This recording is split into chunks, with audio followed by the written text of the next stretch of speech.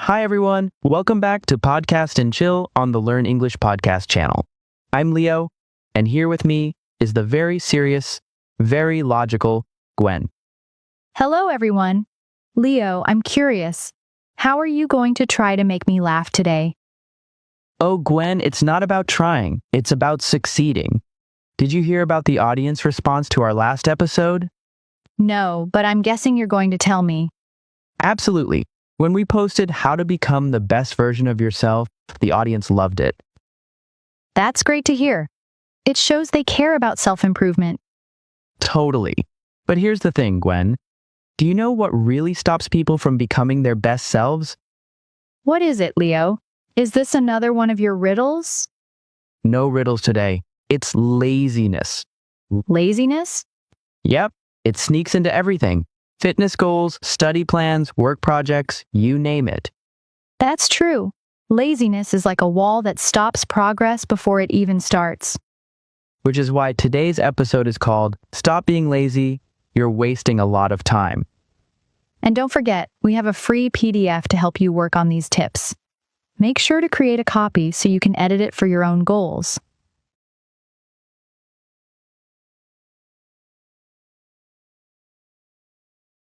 All right, Gwen, let's talk about laziness and why it's so common.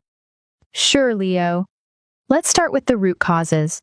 A lot of people feel lazy because they don't have enough motivation. Right? And sometimes it's because they feel overwhelmed by the size of their tasks. Absolutely. Research from Stanford University shows that when tasks feel too big, people are more likely to avoid them altogether. So, breaking big goals into smaller steps can really help. That's true. Let's say you want to learn English. Instead of thinking, I need to be fluent in 6 months, start with, I'll practice speaking for 10 minutes every day. That's such a good point. Another big reason people feel lazy is fear. They're afraid of failing, so they don't even try. That's very common.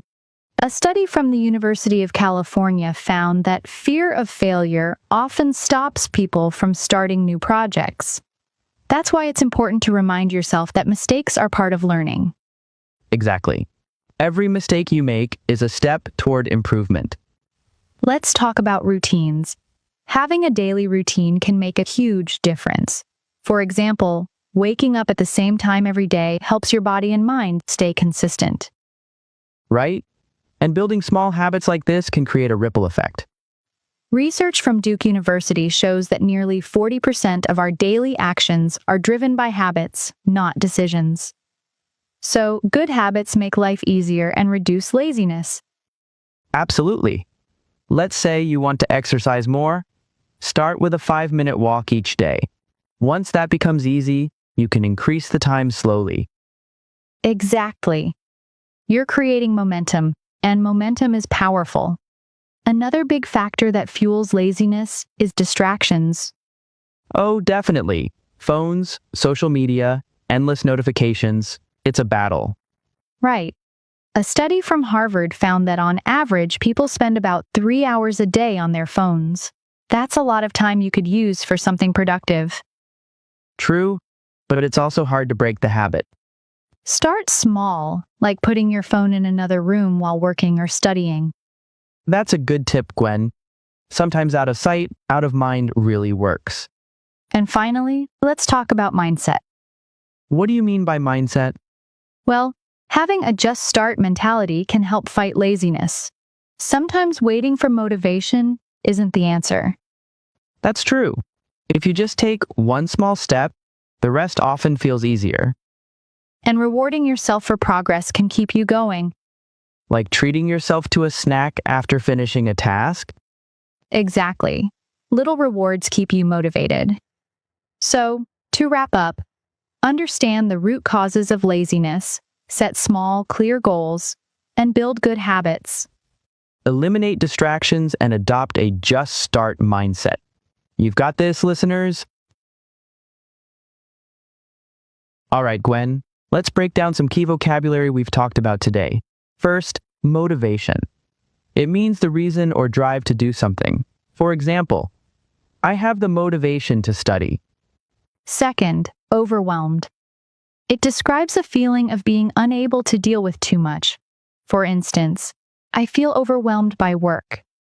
Third, schedule. This means a regular way of doing things. Like, I follow a morning schedule every day. Fourth, distractions.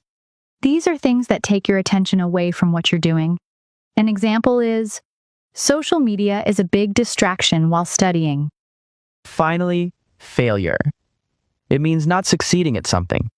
For example, failure is part of learning. Now, let's discuss 2 questions about our topic. First question, what is one small habit you could start today to fight laziness?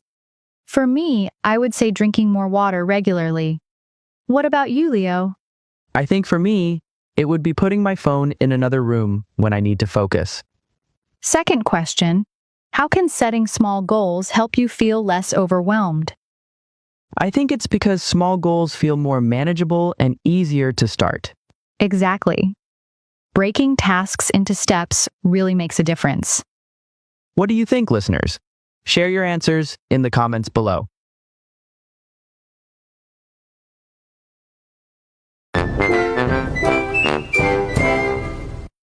Now, Gwen, let's dive into some fun facts and research about laziness. Sure, Leo. Did you know there's a term called productive procrastination? Wait, what? How can procrastination be productive? It's when people delay important tasks but still get other useful things done. So, like cleaning your room instead of finishing that report? Exactly. Research from the University of Sheffield found that this can sometimes reduce stress and help people refocus on their main goals. That's interesting. But we also have to be careful, right? Definitely. If you procrastinate too much, it can turn into a habit that's hard to break. Speaking of habits, did you know it takes about 66 days to form a new habit? Yes, that's from a study by University College London. It shows that consistency is key when building habits. That's why having a schedule or daily structure is so important. Absolutely. And one more thing, laziness often comes from a lack of purpose in what we do. That's a great point, Leo. When you find meaning in your work, it becomes easier to stay motivated. Here's a fun fact for our listeners. Did you know Albert Einstein was often called lazy as a child? No way. But look how that turned out. Exactly. It's proof that being lazy doesn't define your potential. So, listeners, don't be too hard on yourselves. Find your rhythm and take one step at a time. That reminds me, Gwen, have you heard about the 2-minute rule for beating laziness? Oh, I think I've heard of it. Isn't it about starting a task that takes just 2 minutes? Exactly. The idea is to make a task so small and simple that you can't say no to it. For example, if you want to start exercising, just commit to putting on your workout shoes. That's clever. Once you start, it's easier to keep going. Right. And it's supported by psychology. When you start small, your brain feels a sense of achievement. That motivates you to do more. Speaking of motivation, there's a fun story about Thomas Edison. Oh, I love Edison stories. What's this one about? When Edison was working on inventing the light bulb, he failed over 1,000 times. Wow, 1,000 times? That's a lot of mistakes. Exactly. But Edison said, I have not failed. I've just found 1,000 ways that won't work. That's so inspiring. It shows that persistence is key to success. Absolutely. So even if you feel lazy or discouraged, remember, progress is still progress, no matter how small. One more fun fact for you, Gwen. Did you know the word lazy comes from an old German word leisk, which means weak or feeble? That's fascinating. But being lazy doesn't mean you're weak. Exactly. It's just a reminder that we all have moments when we need rest or a push to get going. All right, Gwen, let's look at some new keywords and phrases related to overcoming laziness. Great idea, Leo. Let's introduce time management. Time management means organizing your time effectively to get things done. For example, Using a planner is a great tool for time management. The next phrase is prioritize tasks. This means deciding which tasks are most important and doing them first. For example, I always prioritize my homework before playing games. Another great word is focus. Focus means paying full attention to what you're doing. For example, I turn off all notifications to help me focus on my studies. The fourth phrase is take action. This means starting something instead of just thinking about it. For example, if you want to achieve your goals, you have to take action. The last phrase is step by step. This means doing things one at a time in a slow and steady way. For example, I'm learning English step by step, practicing a little every day. All right, Gwen, here's a question for you. Sure. What is it? Why do you think prioritizing tasks is important for avoiding laziness? Because it helps you focus on what really matters and prevents wasting time on less important things. That's a great point, Gwen. Now your turn to ask me a question. Sure, Leo. If you're struggling to manage your time, what's the first thing you would do? I'd start by writing down everything I need to do and ranking them by importance. All right, Gwen, we've had such a productive discussion today about overcoming laziness. You're right, Leo. I hope our listeners feel inspired to take action and make some positive changes. Me too. Remember, even small steps can lead to big progress over time. And don't forget, you can download the free PDF we mentioned earlier.